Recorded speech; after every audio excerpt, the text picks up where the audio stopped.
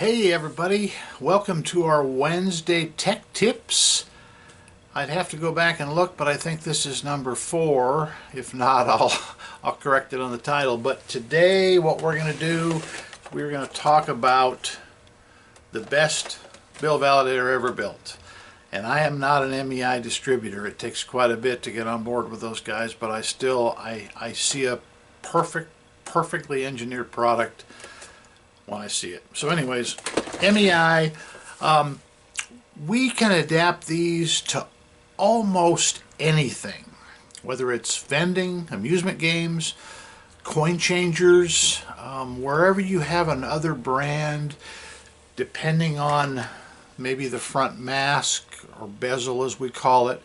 There's about 10 of these, so we can always move it up, move it down, have a smaller opening, have the big 4-inch opening. So really, if you've got validator problems, you're probably not using an MEI, and they are easy to rebuild. We have the belt kits on our site, and I've got one here on the table. What we're going to do is we're going to change belts, and let's get to it.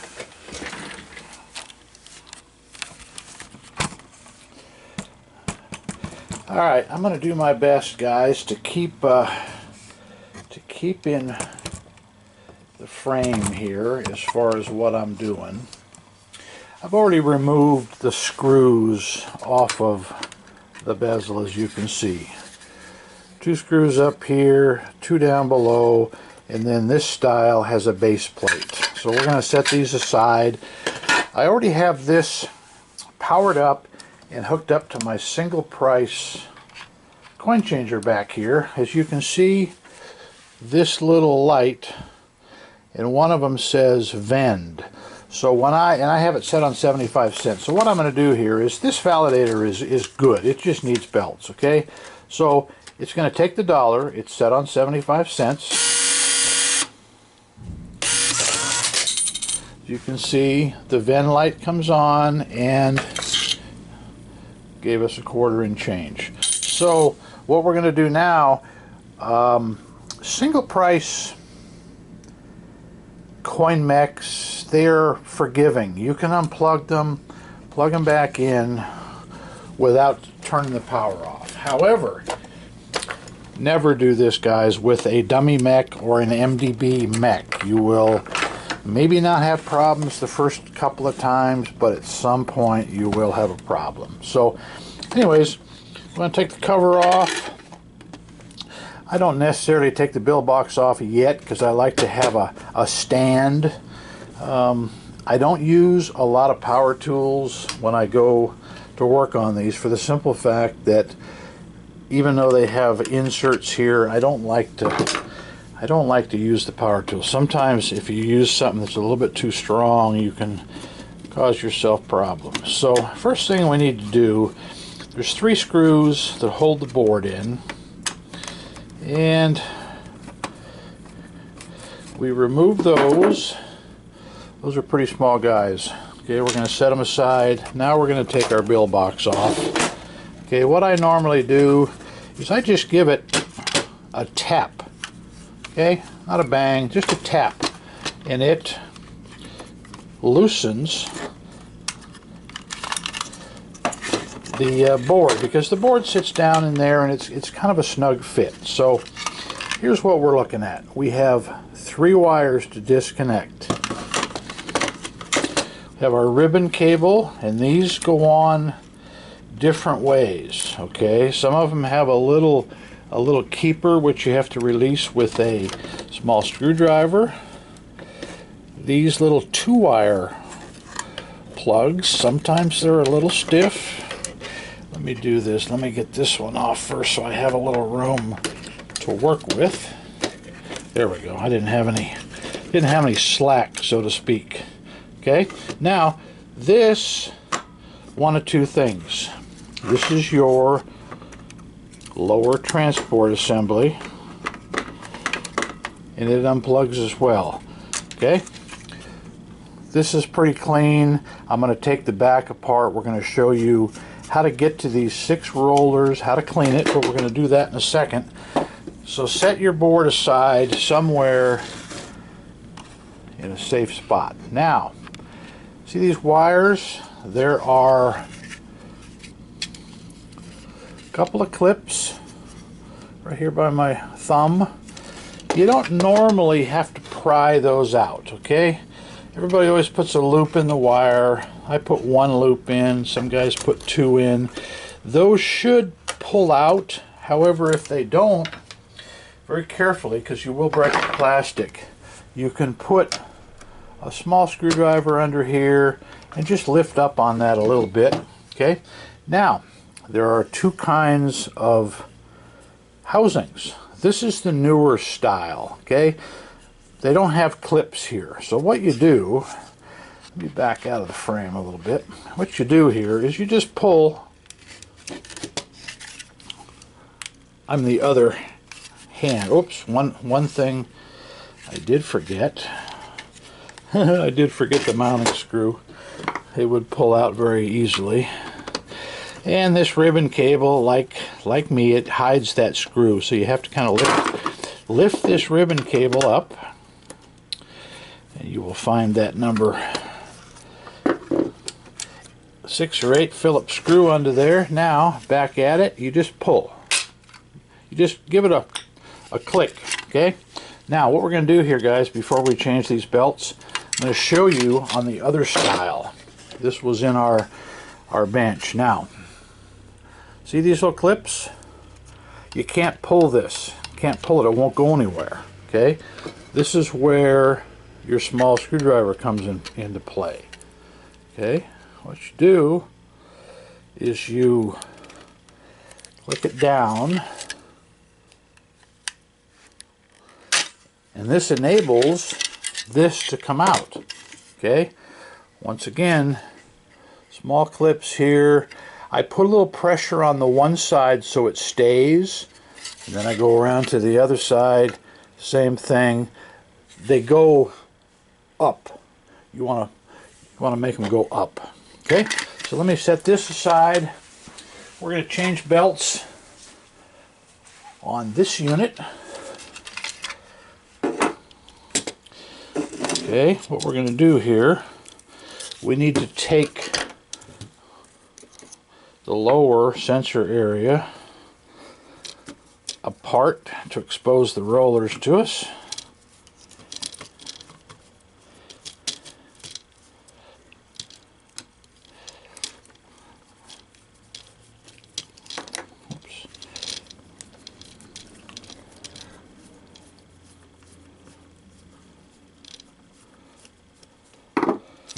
Okay, 2 screws. Then this piece here, this is our housing. This has our lower sensors in it. Okay, we're going to set that aside. Now, this is the guts. This is the main transport assembly. Okay,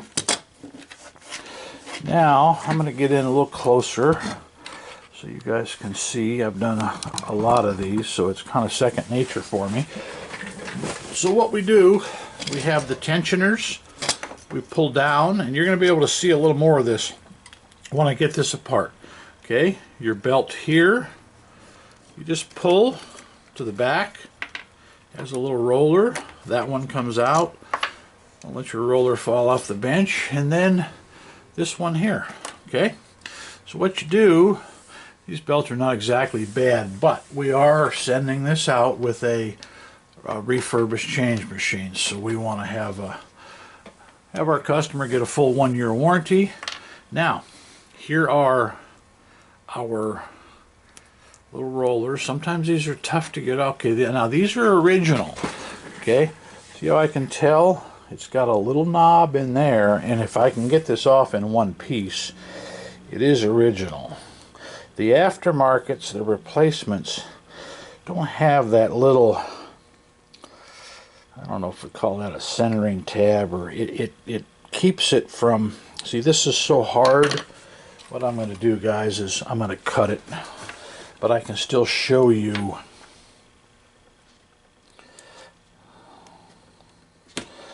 I didn't want to try and do it up in the air. I ended up cutting my finger. Okay, so this roller comes off. It has this little positioning deal, and you know that prevents it from spinning on here. However, I've never ever seen that happen. Okay, what I normally do, position the new one, and of course once again this was a working validator, so all these parts are nice and clean. Okay, now I'm going to take the other side off. So we start from Jump Street, and I want to show you the tensioners, how they work. Let me take this other roller off. Yeah, if you run into these original ones, they'll still be okay, but they're not quite as pliable as the brand new ones. Okay, so you can tell it's still got kind of some of the manufacturing powder on that, which is okay. Alright, so we have our new rollers, both of those on. Now what we have is our tensioners. These have a spring under them that can be lost very easily. Okay, right here, set that aside. We take our tensioner off. Now this has a nice clean roller in there, so we don't really have any cleaning to do, but I wanted to show you that. Same thing over here. The pocket the spring fits in is right there. Okay, so in other words, it's always putting pressure on the belts. You're not going to be in any danger of you know, getting a loose belt on there. Now what I do, let me get positioned here.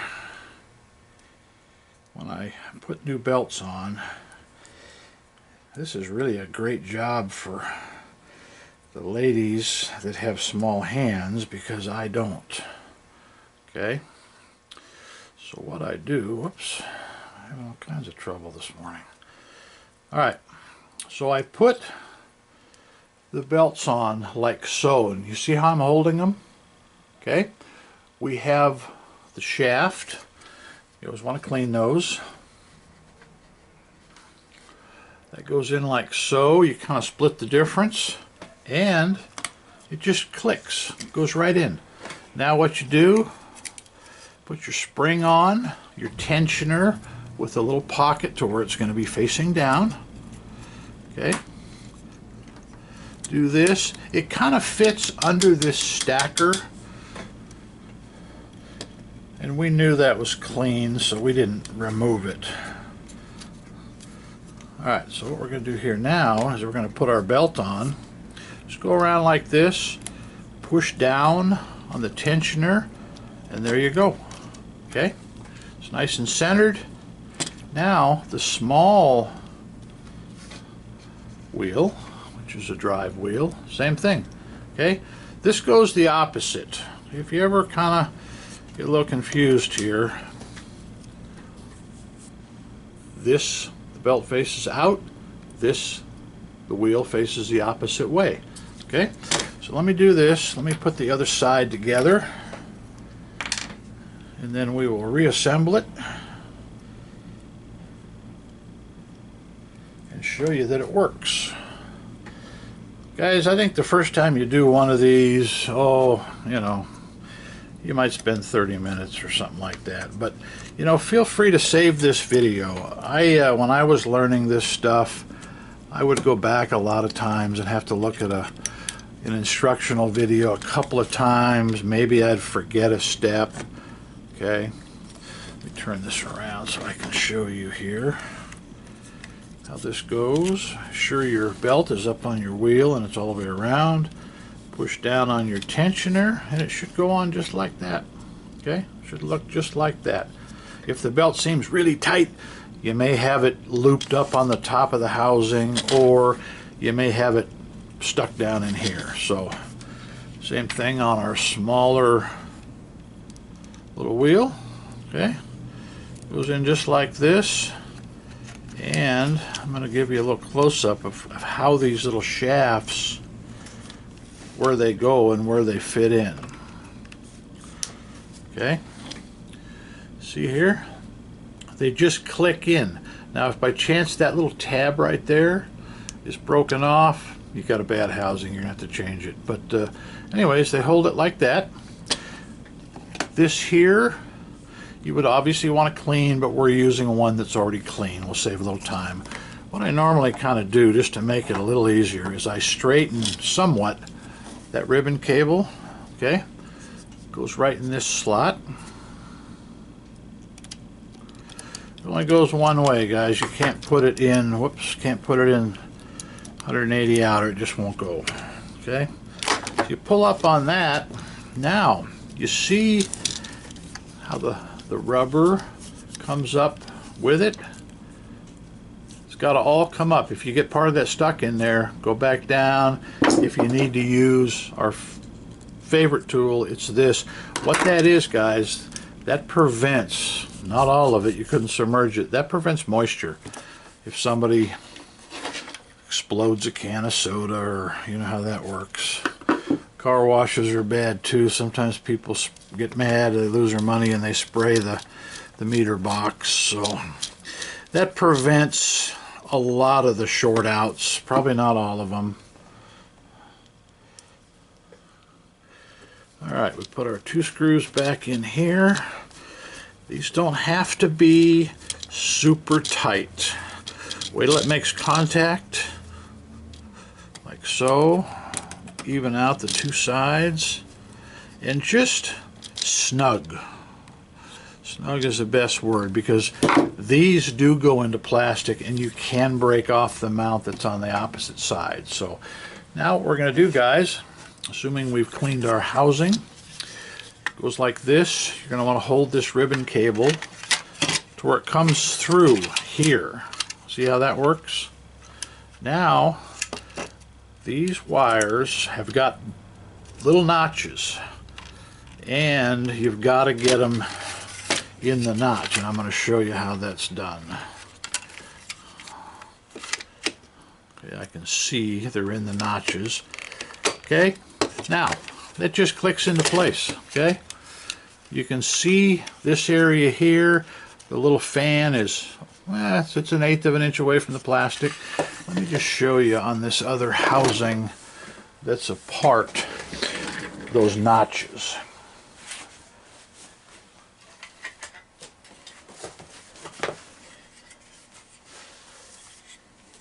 When the wire comes up, well, I guess I've got to show you on this. Okay, guys, when the wire comes up, see the 2 notches? One here, one here. Now, I'll move the wire away. You can see that notch. Okay, see it? Anyways, those wires, if you're over here and you're trying to force it in, it's going to be a bad time. So be sure you get those in the notches when you reassemble. Now, stacker and transport wires. This one goes, sometimes I need a little help. I just push them in with a screwdriver. Now keep in mind, this one here goes around this. Okay? Doesn't go in front of it or it will interfere. Your stacker, that's what that area is for. Okay? Then I only put 1 curl in them. Okay? Like that. And that's the way they go. Now, this could be a little tricky. There's 2 styles for your ribbon cable. Okay? This one here does not have any kind of a lock. Some of them we use, they have little tabs on the side. We have to push them down, but this is not that style. Okay? Now what I normally do, and I'm not going to do it because I want you to see, I normally have this in my lap. Okay? And I know I'm covering the area this goes in, but I'm going to show you after I get it. See, my problem is I'm standing over it. I'm normally at the same level. Okay, so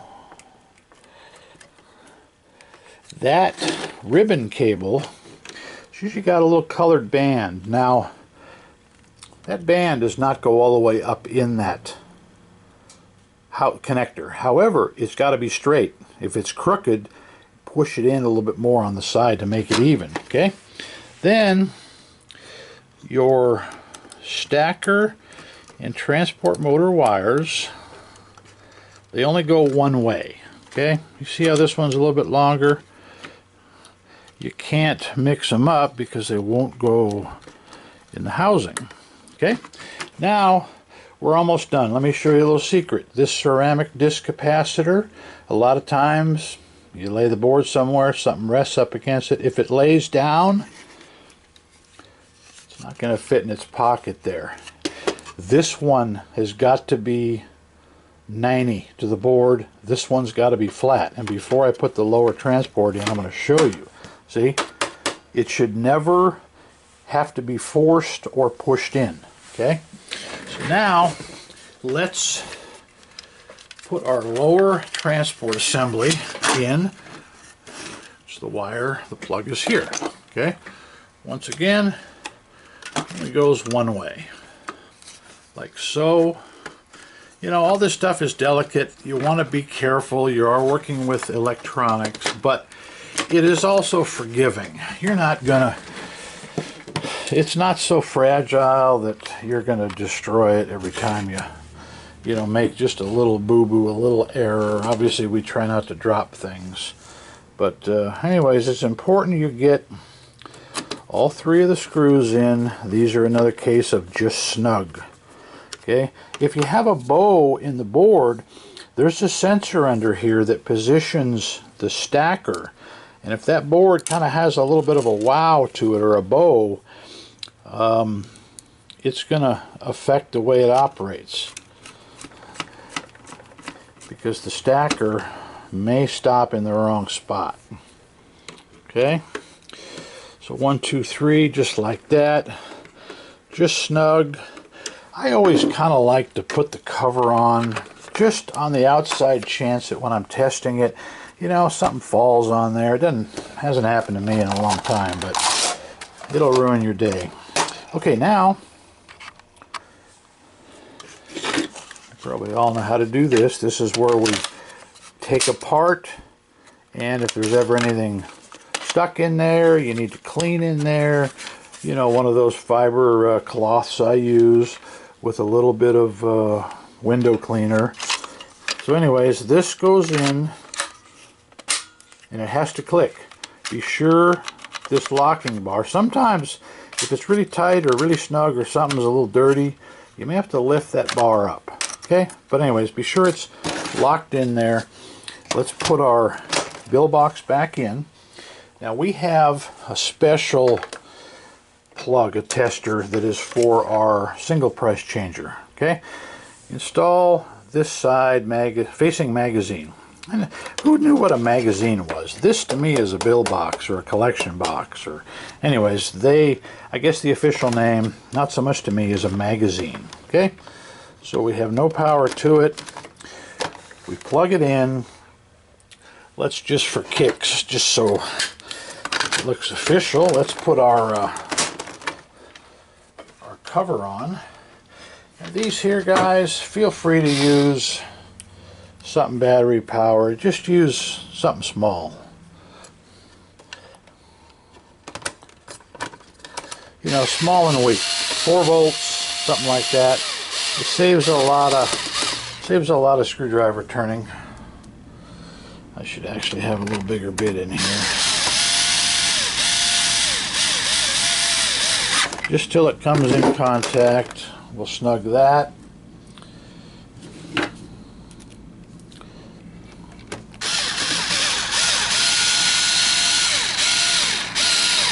Once again, you know, there's about 10 of these covers.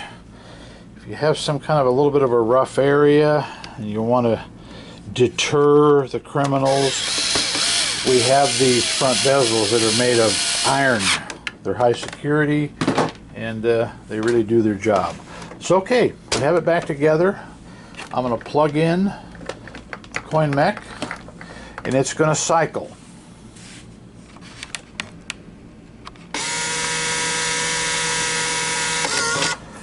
Okay, I can tell by rebuilding these for a lot of years that made the correct sound. In other words, this is going to work. Well, maybe he didn't like that bill. I actually never tested. Oh, you know what? I think we're out of coins. Yeah, we're out of coins. That's what happened. Let me see if I can put a few more in here. All right. Operator error, they call that. Okay.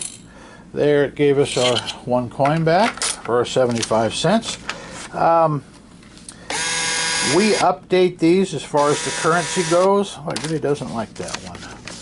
Because sometimes we get them. Yeah, I don't have enough coins in here, guys. Let me see. No, I just don't have enough quarters. Anyways, we update these. It's part of our service as far as the 2008 currency. That is the newest currency. And let's see if it reset one time. Oh, this is our same bad bill. Alright, so anyways, we have a working validator. This is going to go off to a customer with a change machine in the morning, and real simple. Don't get frustrated, go slow, and if you need to pause this video, you need to earmark this video, go back to the part where you're having a problem, whether it's where those belts and rollers are. You'll get it figured out. You don't need very many tools. I've got, looks like 3 or 4 tools laid out here. Should have enough for one more. One more before we run out of coins there. So anyways, guys, you can do your own MEI rebuilding. If you get it all apart and for some reason it doesn't work, you could have a component that's bad. There is a main board. There is 2 lower sensors. Okay? One is in the lower transport, which you can see through the window, and then one is up in here. Now, if one of those is bad, doesn't matter what you do for belts, it's not going to fix it. So, anyways, guys, any questions? Put them in the comments down below. We're glad you watched, and I believe, like I said in the beginning, this is tip number 4 for our Wednesday afternoon videos. Guys, Doug's World Tour, out.